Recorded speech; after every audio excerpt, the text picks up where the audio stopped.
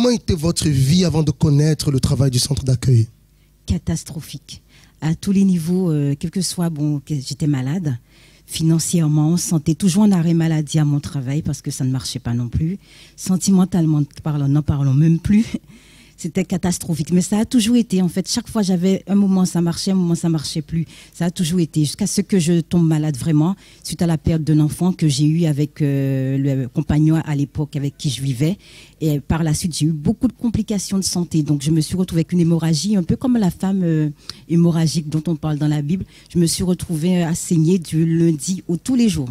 Pour les médecins, ça passera, on vous a enlevé l'enfant, il faut attendre. Mais au bout de 2 mois, ça passe pas et on saigne comme si on avait tué un animal. Ça, je me suis dit que là, c'est pas normal. Ça veut dire votre vie sur le plan financier, sur le plan sentimental, sur le plan de la santé. En fait, sur tous les domaines, votre vie était anéantie. Tous les domaines, rien ne fonctionnait. Donc j'avais même programmé de me suicider. J'étais quand même accro un moment aux antidépresseurs. Donc j'ai dû faire le psychiatre, le psychanalyste, le psychothérapeute. Je crois que j'ai tout consulté, quoi. Et à un moment, je me suis arrêtée parce que j'arrivais même plus. J'étais comme une sorte de légume. J'arrivais même plus ni à réfléchir. Et mes collègues me disaient, est-ce que tu t'es vu? Donc j'ai décidé d'arrêter. Mais ma vie a empiré. Comment est-ce que vous avez connu le travail du centre d'accueil? Par rapport à tout ce qui m'est arrivé au niveau de ma santé, j'étais partie aux Antilles et ma tante qui est au centre d'accueil, c'était quelqu'un qui était à 100% avec les voyants, les médiums. Elle a décidé de se convertir et lorsqu'elle m'a dit, France-Lise, quand tu retournes chez toi, va au centre d'accueil, ça existe en métropole, cherche. Et comme Dieu a fait, ce jour-là, je tombe sous l'émission. À l'époque, c'était l'évêque Victor, il fallait prendre un verre d'eau. C'est la première fois que je tombe sous l'émission, donc j'ai commencé à suivre l'émission, à boire le verre d'eau. Et là, je me suis dit, de toutes les manières, j'ai rien à perdre, je vais me suicider. Il faut que je trouve ce lieu. Donc c'est comme ça que j'ai décidé de venir. Et lorsque vous êtes arrivé, qu'est-ce que vous avez fait ici pour que votre vie puisse changer? Je venais du lundi au dimanche. J'ai fait toutes les chaînes de prière. Je faisais le mardi pour ma santé.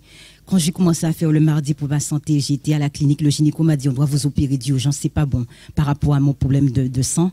Et c'est quand ils ont vu qu'il y avait encore, je pense que c'est un petit bout de fœtus qui est en train de pourrir peut-être dans mon ventre. Et c'est pour ça que j'avais une hémorragie. Il m'a dit, c'est pas bon, on doit vous opérer d'urgence. Et le jour de l'opération, je me rappelle, ils n'arrivaient même pas à me piquer pour mettre l'anesthésie. J'ai dit, mon Dieu, c'est pas normal. Maintenant, aide-moi. Et après, ça s'est bien passé. Quelques temps après, plus de sang. J'avais aussi un problème de sciatique. Plus de sciatique. Et également, j'ai demandé à Dieu, Seigneur, je te donne ma vie, mais enlève-moi de cet appartement. Parce que mon ex-compagnon, lorsqu'il venait, c'était pour m'agresser. Donc, j'allais dormir aussi chez des gens à droite, à gauche. Chaque fois quand il venait, c'était m'agresser à chaque fois. Donc, du coup, j'ai dit, aide-moi, je vais me donner à toi, mais donne-moi une maison, il faut que je sorte de là. Et Dieu a fait, je suis arrivée... je vais dire fin septembre, j'ai fait la campagne en novembre, janvier j'avais déjà un appartement et 6 mois après j'avais déjà autre chose. Dieu a fait. Problème de santé, complètement guéri. Mais le plus important, j'étais pas délivrée. J'ai dû faire des campagnes pour ça parce que j'étais pas bien. J'ai demandé à Dieu dans les campagnes, délivre-moi, je veux être bien, je veux recevoir ton esprit, délivre-moi. J'ai fait des campagnes pour ma délivrance, je venais le vendredi, je faisais le dimanche. Dieu il a fait et il continue encore. À travers les chaînes de prière, les campagnes d'Israël, Dieu vous a complètement restauré. Restauré totalement. Même à mon travail, mon niveau 9, puisqu'on a plusieurs hiérarchies, qui me mettaient toujours des bâtons dans les roues. Et c'est elle maintenant qui me donne des dossiers de faveur pour dire, France-Lise, elle est ici, elle est compétente. Donc je suis montée en grade et Dieu fait encore dans mon boulot. Donc je ne peux pas dire que Dieu n'agit pas, il est formidable. Madame France-Lise, vous faites partie de quel centre d'accueil? Centre d'accueil de Paris. Passez une très bonne journée. Merci. Je vous salue tous, très chers amis, et vous souhaite une fois de plus la bienvenue dans une autre émission. Vous savez que beaucoup de personnes parfois s'étonnent des témoignages qu'elles ont l'habitude de voir dans cette émission et se posent même la question si cela est vrai. Est-ce que cela vraiment arrive dans la vie des personnes? Vous savez, nous n'allons pas essayer de vous convaincre, de vous dire c'est vrai ou ce n'est pas vrai.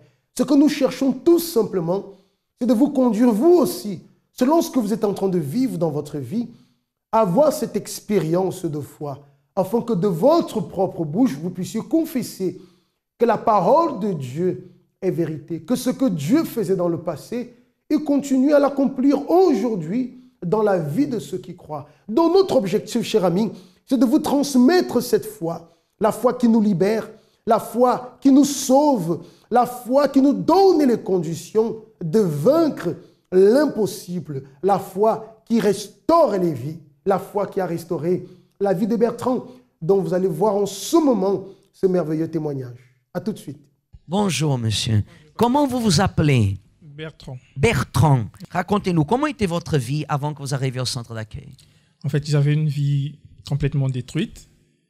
Je vivais en fait une vie de débauche. Mais cela est dû à une perte de mon père. J'étais un enfant bien dans la famille, mais dû à une perte qui m'a tellement touché et que à partir de là, j'ai eu à connaître la vie de dehors, je veux dire, à suivre les amis. J'ai failli même commencer à fumer. Je rêvais mon père.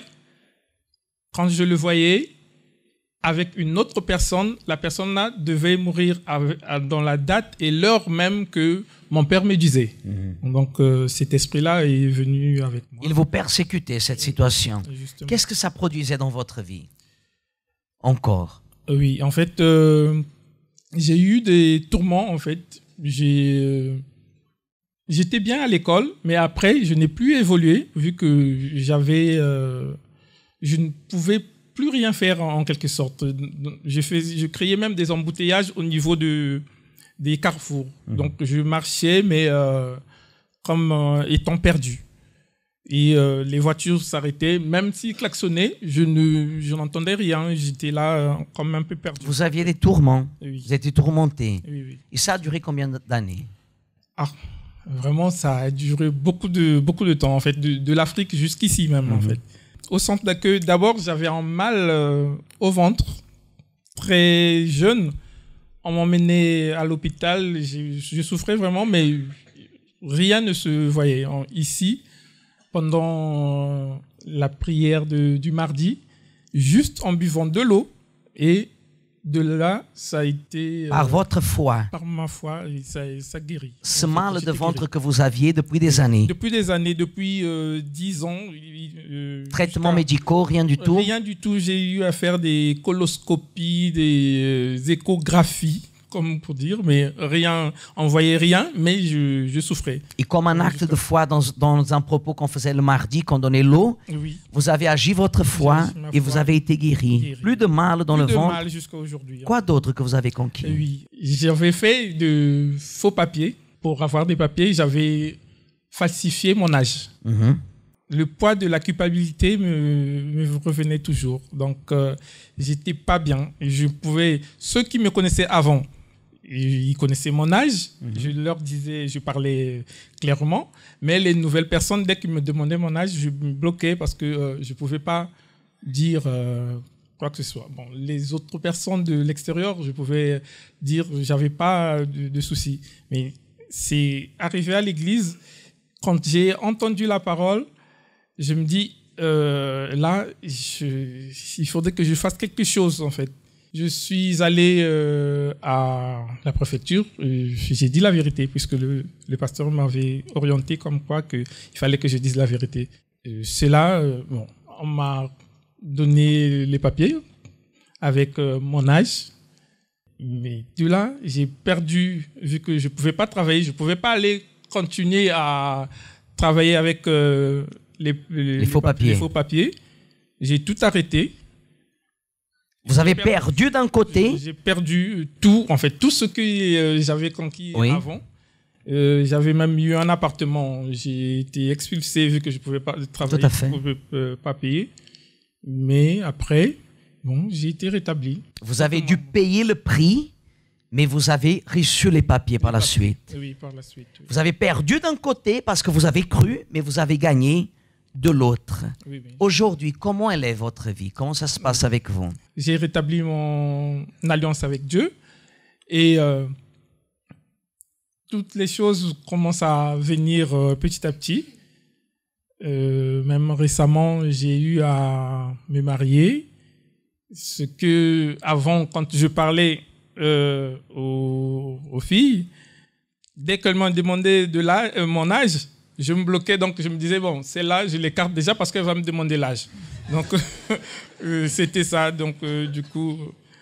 mais maintenant, je suis bien avec Dieu, j'ai la paix et même les cauchemars, j'en ai plus, je suis en paix.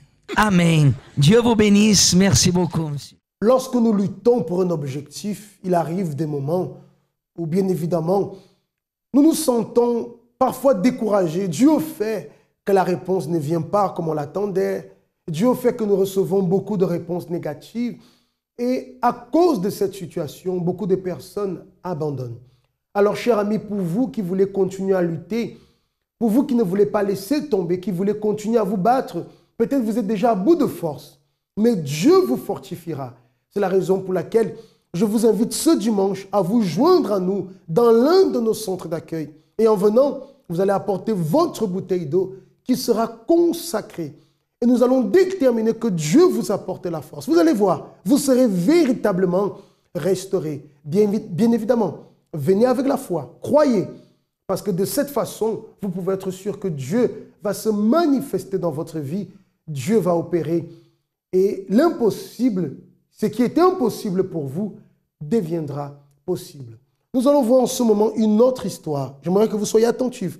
Considérez dans quel état était la vie de cette personne.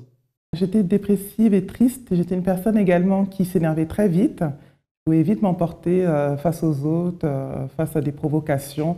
J'avais du mal à garder mon calme.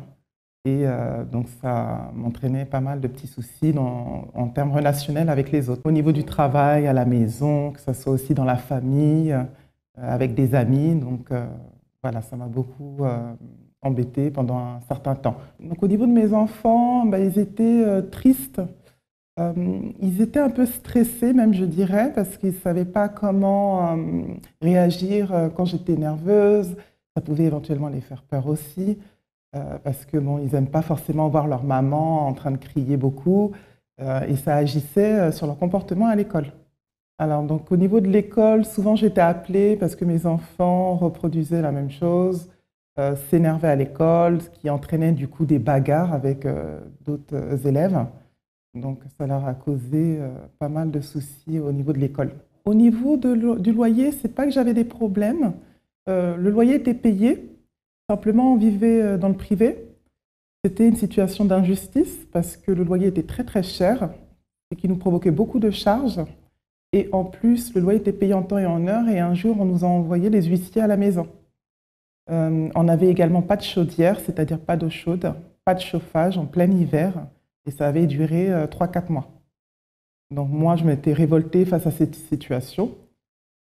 Pour un loyer que je payais assez cher, presque 1 000 €, je me disais que pourquoi pas avoir ma propre maison et acheter et payer auprès de la banque l'équivalent du loyer que je paye dans le privé, pour en plus ne pas avoir de chauffage et avoir les huissiers dans mon dos alors que le loyer était payé en temps et en heure.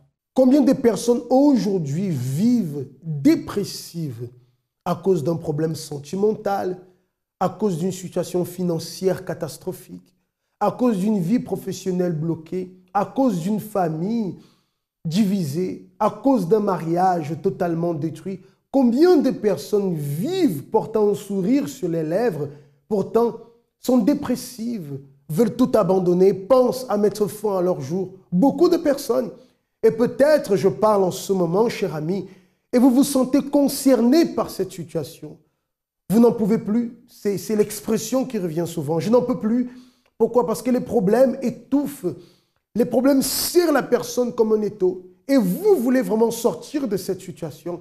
Alors aujourd'hui même, vous pouvez vous joindre à nous dans l'un de nos centres d'accueil. La porte est ouverte pour que vous puissiez trouver une main amie qui va pouvoir vous tenir ferme, une épaule amie sur laquelle vous pouvez vous appuyer. Peut-être autour de vous, plus personne n'est là pour pouvoir vous aider. Mais la main se tend en ce moment à travers cette émission. Votre vie, elle peut changer. Marie-Laure était en pleine dépression, totalement perdue. Et cela aussi la rendait nerveuse. Enfin, une vie totalement anéantie. Je dirais une vie dans les ténèbres. Mais aujourd'hui, tout est différent.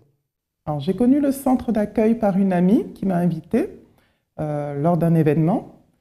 Donc quand je suis venue à l'église, vraiment, j'avais un peu du mal au début à comprendre ce qui sortait de l'autel, à mettre en pratique, à obéir, comprendre le sens. Donc c'était assez compliqué au début. C'est plus des doutes sur la réelle existence de Dieu, des doutes par rapport aux offrandes, des doutes par rapport aux propos. Donc voilà, c'était très compliqué. Je n'étais pas habituée à ce type de foi. Donc ça a été très compliqué au début, vraiment à mettre en pratique et à comprendre. Dès l'instant où j'ai eu le déclic, c'est par rapport à la situation, par rapport à la révolte que j'ai eue. Avec tous ces problèmes, je ne voulais plus vivre de la même façon, ni continuer à vivre comme ça. Donc j'ai eu une révolte à l'intérieur de moi. Donc je me suis concentrée vraiment à comprendre et à mettre en pratique, à tester Dieu. J'ai fait les chaînes de prière, j'ai fait les propos, j'ai fait la campagne d'Israël. Vraiment, j'ai mis Dieu au défi. La campagne que j'ai faite, j'ai eu énormément de luttes. J'ai eu mon conjoint qui ne voulait pas que je fasse la campagne, qui s'est mis dans tous ses états, qui a quitté la maison la veille où je devais poser mon propos.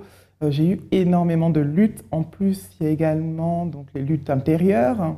Donc j'ai vaincu tout ça, que ce soit en intérieur et en extérieur, pour pouvoir mettre en pratique la parole et finaliser la campagne d'Israël. Et quand j'ai commencé vraiment à me concentrer à faire les choses correctement, c'est là où j'ai vu le changement.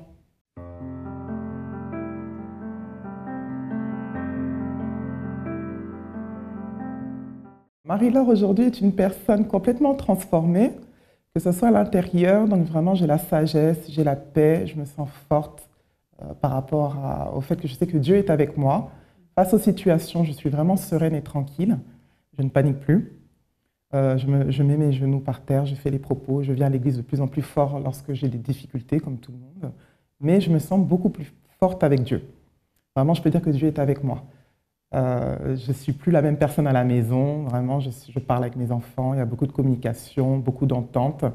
Et maintenant, même mes enfants à l'école sont beaucoup plus calmes comme moi. J'ai plus l'école qui m'appelle, ils ne se battent plus, au contraire, ils ont compris le sens de l'école, ils sont motivés à l'école pour réussir, parce qu'ils voient à travers moi aussi le changement et puis les réussites. Et ça leur donne envie vraiment de réussir aussi pareil. Alors, par rapport à la maison, j'ai pu finalement acheter, donc toute seule, avec un salaire, donc ce qui est vraiment de Dieu, parce que les banques maintenant ont du mal à prêter. Alors quand on n'a qu'un salaire, c'est encore beaucoup plus compliqué. Dieu a ouvert les portes parce que j'ai acheté sans apport, donc le 1% logement, je suis passée par le travail. Avec mon seul salaire, là, le prêt a été validé. J'ai une maison de 7 pièces, donc j'ai un sous-sol total en bas, il y a 3 chambres en bas, 3 chambres en haut, un grand salon, une grande terrasse, ça fait 40 mètres carrés. J'ai un jardin de 1000 mètres carrés, donc voilà, c'est un 7 pièces. Je produis également l'électricité, parce que la maison a été achetée avec les panneaux solaires, donc EDF me rémunère donc pour l'électricité que je leur vends. Je paye, j'ai du chauffage maintenant, chose que je n'avais pas dans le privé. Je paye beaucoup moins cher d'ailleurs mon loyer, enfin les échéances de prêt. Donc vraiment, au niveau de la maison, j'ai vraiment gagné sur tous les plans. Une très grande maison, on est à l'aise avec de l'espace. Voilà, vraiment, on est vraiment content. Et même au niveau professionnel, en 18 mois, j'ai eu 2 promotions. Là, je vais monter en échelon, niveau 4. Je vais passer conseiller financier. On m'a promis un poste de directrice également, adjointe, en agence. Donc vraiment, j'avance très très vite, même sur le plan professionnel. La transformation est possible et c'est ce qui vous attend dans l'un de nos centres d'accueil où l'équipe pastorale est disposée à lutter en votre faveur, appuyée bien sûr sur la parole de Dieu pour vous alimenter dans la foi et vous permettre de voir la différence, de voir la gloire de Dieu se manifester dans votre vie en vous apportant les solutions qui étaient impossibles jusqu'alors d'atteindre. J'aimerais profiter aussi de cette occasion pour pouvoir vous inviter. C'est une invitation très spéciale. J'ai ici dans ma main, dans ce flacon en forme de croix, de l'huile d'onction qui a été consacrée en Terre Sainte. Et le 13 août, nous allons faire dans tous nos centres d'accueil une distribution gratuite. Pour vous tous qui avez besoin de voir la manifestation de Dieu dans votre vie. La Bible nous enseigne par exemple que pour celui qui est malade, d'aller voir les anciens de l'Église qui feront l'onction d'huile au nom du Seigneur. Et à travers la prière de la foi, le malade serait guéri. Bien sûr, Ce n'est pas l'huile qui fait le miracle, mais l'huile est un élément biblique qui sera un point de contact pour l'agissement, l'action de notre foi. Alors le 13 août, je vous invite à vous joindre à nous et vous allez recevoir aussi gratuitement cette onction d'huile. Plus en avant, nous vous donnerons plus d'indications comment utiliser avec foi cette huile bénie. Que Dieu vous bénisse et à très bientôt. Je suis arrivée à l'église, je pensais que j'étais enceinte déjà quand je suis arrivée ici en France. Pourquoi? Parce que je n'avais pas mes menstrues pendant 3 mois. Alors quand je suis arrivée, je me disais que j'étais enceinte, quoi. Donc après 4 mois, j'ai commencé à saigner. Je saignais par mois 4 fois. J'avais les saignements, les pertes de sang. J'étais tellement fatiguée. Et ma voisine musulmane m'a dit, bon, je vais t'amener chez un marabout musulman. Donc nous sommes partis à Barbès, chez le marabout. Il m'a dit, bon, il m'a consulté. Après, il m'a dit, madame, vous allez donner 300 € parce que votre cas, c'est un cas grave. Ça a duré depuis combien de temps? En ce temps, avant qu'elle m'amène chez le marabout, ça faisait déjà 5 mois, 6 mois. Je suis allée de porte en porte, je demandais du ménage, je cotisais mon argent, c'était atteint 300 €. Donc, la semaine où je devais aller chez le marabout avec ma voisine, j'ai été évangélisée à la gare de Champigny. Une jeune fille qui m'a évangélisée, elle m'avait tendu le semeur. J'ai pris le semeur, je suis arrivée dans le train, j'ai lu le semeur. J'ai lu, je vois les gens guéris. Je vois les gens guéris du cancer, du séropositif, de telles maladies. J'ai dit que mais ça, c'est quelle église qui guérit même le sida, qui guérit même le cancer? Pour vous, vous avez pensé que c'était l'église qui guérissait? Effectivement, oui. J'allais même à Lourdes. Et quand j'allais à Lourdes, je me lavais dans l'eau de la Vierge Marie. Je me disais que bon, je serais guérie. La situation n'a pas changé. 1 an après, j'ai continué maintenant à saigner évêque du 1er au 31. Donc je n'arrivais même plus à mettre les serviettes hygiéniques des femmes. Mon lit même, je ne mettais même plus le drap. J'avais la laisse. Donc j'ai acheté maintenant les serviettes, je coupais. Entre mes jambes, il y avait déjà les blessures. Je perdais du sang, évêque. J'avais honte. Je souffrais. Je n'avais plus de force. Je suis allée à l'hôpital Bichat. J'ai vu une gynécologue Toulet. Elle m'a examinée. Après, elle me dit, mais vous êtes jeune. Vous êtes ici seule? J'ai dit oui. Je suis ici seule. Il dit mais parce que on doit vous opérer, enlever tous vos entrailles. Elle m'a envoyé faire l'échographie. Je suis partie faire l'échographie. Il y avait un fibrome de 5 kilos dans l'utérus, avec les myomes qu'on ne pouvait pas compter. Mon utérus était pourri, donc qui s'était déjà transformé en tumeur. Quand je suis revenue avec le résultat, elle m'a dit ça. Elle me dit que non, on doit vous opérer absolument. D'urgence. Oui. Le semeur que j'avais reçu dans le métro, je suis arrivée à la maison, j'ai mis au chevet de mon lit. Un mardi, j'avais tellement saigné la nuit, évêque. Mon sang se vidait. Mais je ne savais pas que si je me couche, le matin, je pouvais me relever. J'attendais seulement la mort. J'avais appelé, l'épouse d'un pasteur m'a reçu. Elle me dit, madame, venez, parce que je pleurais seulement au téléphone. Quand je suis arrivée, l'épouse descendait. Elle m'a dit, ah, c'est vous qui avez appelé? J'ai dit oui. Elle m'a ramené là-bas derrière. Après ça, elle m'a imposé les mains. Elle a prié pour moi. À la fin de la prière, je me suis sentie un peu bien. Donc, elle m'a dit de continuer dans les chaînes de mardi, de guérison, délivrance et les dimanches. Après 3 mois, la campagne d'Israël est arrivée. J'ai déposé mon enveloppe le jour du sacrifice. Évêque, tellement les gens clamaient, je n'arrivais pas à clamer, j'étais faible, je n'arrivais pas. Tout pour moi était que les pleurs, Je voyais les gens clamer. Je disais, Seigneur, ce n'était que les pleurs. J'ai déposé l'enveloppe le dimanche, évêque. Dimanche, lundi, mardi, dans la nuit, je me suis levée pour aller faire... J'arrive, j'enlève la serviette. Évêque, je ne vois rien. J'ai dit, hein? Je suis rentrée à l'hôpital Bichat. J'ai vu mon gynécologue. Je lui ai dit, madame, est-ce que vous pouvez m'envoyer faire l'échographie? Elle dit, non, on n'a pas encore opéré. J'ai insisté. Elle m'a donné l'ordonnance. Je suis allée toujours dans l'hôpital Bichat. J'ai fait l'échographie. Je suis rentrée avec le résultat. Elle me dit que non, les appareils là sont gâtés. Elle m'a envoyé dans le plus grand centre d'échographie ici à Paris, dans Ferre-Rochereau. Et l'échographe, le médecin, quand il faisait, il me dit, mais pourquoi il vous envoie ici? Vous avez l'utérus d'une fille de 15 ans, il n'y a pas de fibrome, il n'y a pas de myome, il n'y a pas de tumeur, il n'y a rien. J'ai pris les résultats, je suis rentrée à l'hôpital Bichat, j'ai vu le gynécologue Toulet, je lui ai donné le résultat, ses lunettes sont sorties et c'est tombé. Elle me dit, mais on ne vous a pas opéré? Non. Et comment vous avez fait? J'ai dit, docteur, c'est Jésus, je suis dans une église, là où Jésus m'a guéri. Elle me dit, sortez de mon bureau. Je me suis levée, quand je sortais, elle m'appelle encore, Madame Toukam. Je me suis retournée. Elle me dit, allez-y, avec cette force. L'autel, il apporte ou il n'apporte pas la transformation? Il apporte la transformation. Qui a fait ça dans votre vie, madame? Jésus. Amen. Que Dieu vous bénisse. Félicitations. Merci beaucoup, madame. Como était votre vie avant d'arriver au centre d'accueil?